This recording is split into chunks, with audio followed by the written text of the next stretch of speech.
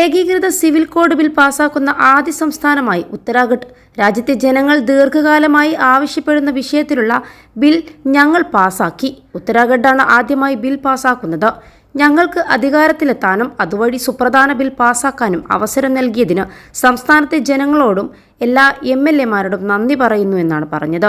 സംസ്ഥാനത്തെ സംബന്ധിച്ചിടത്തോളം സുപ്രധാന ദിവസമാണ് ഇന്നെന്ന് ഉത്തരാഖണ്ഡ് മുഖ്യമന്ത്രി പുഷ്കർ സിംഗ് ധാമി മാധ്യമങ്ങളോട് പറഞ്ഞു. ബിൽ പാസായതോടെ ഭരണകക്ഷി MLAമാർ ജയ് ശ്രീറാം വിളിച്ച് ആഹ്ലാദം അറിയിച്ചപ്പോൾ പ്രതിപക്ഷ MLAമാർ ജയ് സിയാറാം മുഴക്കി മറുപടി നൽകി. സംസ്ഥാനത്തെ എല്ലാ സ്ത്രീകൾക്കും അവരുടെ അവകാശങ്ങൾ ലഭിക്കുന്നുവെന്ന് ഉറപ്പാക്കുന്നതിനുള്ള ആദ്യ ചുവട് മാത്രമാണ് ഏകീകൃത സിവിൽ കോഡ് ബില്ലെന്ന് പുഷ്കർ സിംഗ് ധാമി പറഞ്ഞു. അയോധ്യ ക്ഷേത്രത്തിന്റെ നിർമ്മാണത്തിന് ശേഷമാണ് ഇന്ത്യയിൽ രാമയുഗം ആരംഭിച്ചത്.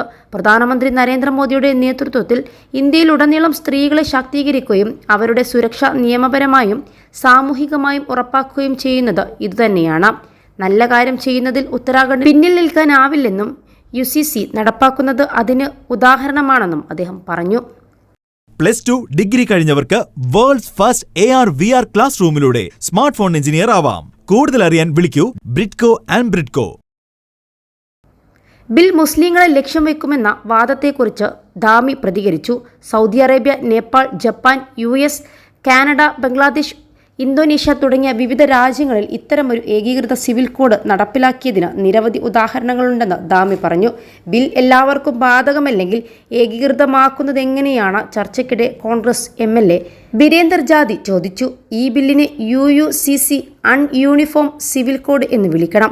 ആദിവാസികളെ മാറ്റി നിർത്തിയതിലൂടെ ഏകീകൃതത നശിപ്പിച്ചു. ആദിവാസികളുമായി കൂടിയാലോചിക്കാൻ ഒരു കമ്മിറ്റി രൂപീകരിച്ചിട്ടുണ്ടെന്ന് മുഖ്യമന്ത്രി പറഞ്ഞു. അതിനാൽ ആ കൂടിയാലോചന നടക്കുന്നുണ്ടെങ്കിൽ ബിൽ പാസാക്കാൻ എന്താണ് ഇത്ര തിരക്കെന്ന് ബീരേന്ദർ. ഉത്തരാഖണ്ഡിന് ശേഷം UCC നടപ്പാക്കുന്ന സംസ്ഥാനമായി മാറാനുള്ള ശ്രമങ്ങൾ തങ്ങൾ തുടങ്ങിയതായി രാജസ്ഥാനിലെ മന്ത്രിയായ കൻഹയ്യ ലാൽ ചൗധരിയും പറഞ്ഞു. ഉത്തരാഖണ്ഡ് ആഗ്രഹിക്കുന്നത് തന്നെയാണ് ഞങ്ങളും ആഗ്രഹിക്കുന്നതെന്നും രാജസ്ഥാൻ ധീരതയുടെ നാടാണെന്നും ഞങ്ങളും ഏക സിവിൽ കോഡിനെ പിന്തുണക്കുമെന്നും രാജസ്ഥാനിലെ BJP MLA ഗോപാൽ ശർമ്മയും അഭിപ്രായപ്പെട്ടു. ഉത്തരാഖണ്ഡിലെ എല്ലാ പൗരന്മാർക്കും തുല്യ അവകാശങ്ങൾ നൽകുക എന്ന ലക്ഷ്യത്തോടെ ഏകീകൃത സിവിൽ കോഡ് ബിൽ സഭയിൽ എത്തിയിരിക്കുന്നുവെന്നും ഇത് അഭിമാന നിമിഷമാണെന്നും ധാമി തന്റെ X അക്കൗണ്ടിൽ കുറിച്ചിരുന്നു. 21 ലക്ഷത്തോളം സന്തുഷ്ടരായ ഉപഭോക്താക്കളും 2 ലക്ഷത്തോളം തിമിര ശസ്ത്രക്രിയകളും പൂർത്തിയാക്കിയ മലബാറിലെ ഏക കണ്ണാശുപത്രി അൽ സലാമ ഹൈ ഹോസ്പിറ്റൽ റോഡ്, പെരിന്തൽമണ്ണ.